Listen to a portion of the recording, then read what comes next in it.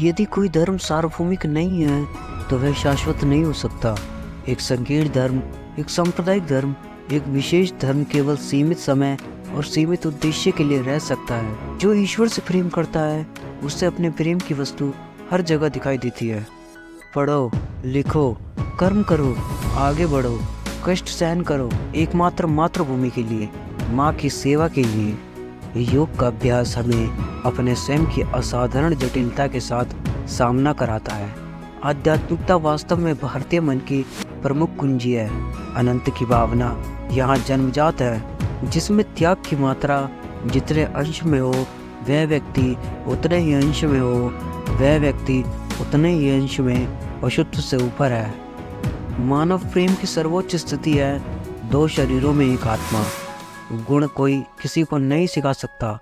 दूसरे से गुण लेने या सीखने की जब भूख मन में जागती है तो गुण अपने आप सीख लिए जाते हैं। मेरा ईश्वर प्रेम है और यह मधुरता से सबको प्रभावित करता है। हमारा वास्तविक शत्रु कोई बाहरी ताकत नहीं है, बल्कि हमारी खुद की कमजोरियों का रोना, हमारी कायरता, हमारा स्वार्थ, हमारा पाखंड, हमारा पूर्वाग्रह है। अपना अंदरूनी जीवन जियो। यह बाहरी घटनाओं से डगमगाना नहीं चाहिए। वैराग्य ही प्रभुत्व की शुरुआत है। तुम लोग जड़ पदार्थ, मैदान, खेत, वन पर्वत आदि को ही स्वदेश कहते हो, परंतु मैं इसे माँ कहता हूँ। जिसे हम हिंदू धर्म कहते हैं वह वास्तव में सनातन धर्म है, क्योंकि यह अन्य सभी को गले लगाता है। एक शांत दिमाग का मतलब यह नहीं कि कोई विचार या मानसिक गति बिल्कुल नहीं होगी, यह केवल सतही होगी। आप अपने सच्चे होने का एहसास करेंगे, आप इनसे अलग रहेंगे और उनका अवलोकन करेंगे। यदि तुम किसी का चरित्र जानना चाहते हो तो उसके महान कार्य ना देखो, उसके जीवन के साधारण कार्यों का सूक्ष्म निरीक्षण करो।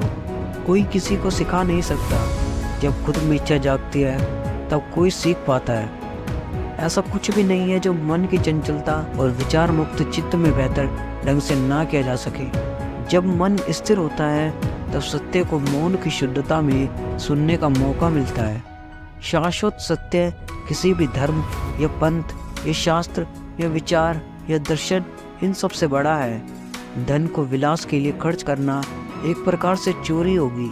वह धन असहायों और जरूरतमंदों के लिए है। भारत की एकता, स्वाधीनता, उन्नति सहज साध्य हो जाएगी।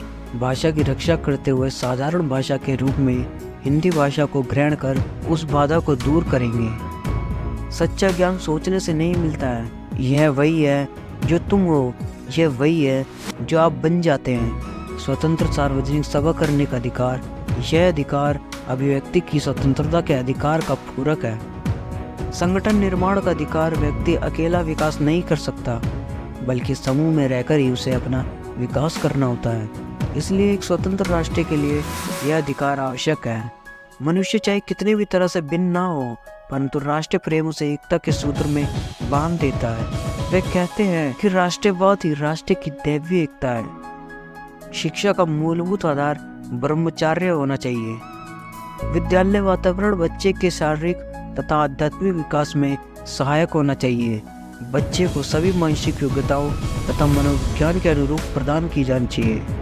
पाठ्यचर्या रुचिकर होनी चाहिए तथा इससे बच्चे को अध्ययन के लिए प्रोत्साहित करना चाहिए। शिक्षा के माध्यम से इंद्रियों का प्रशिक्षण तथा अंतःकरण का विकास होना चाहिए।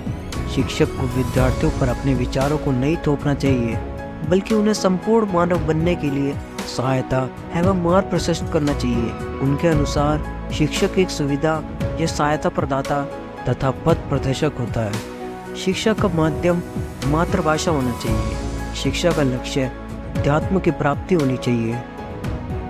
धन्यवाद।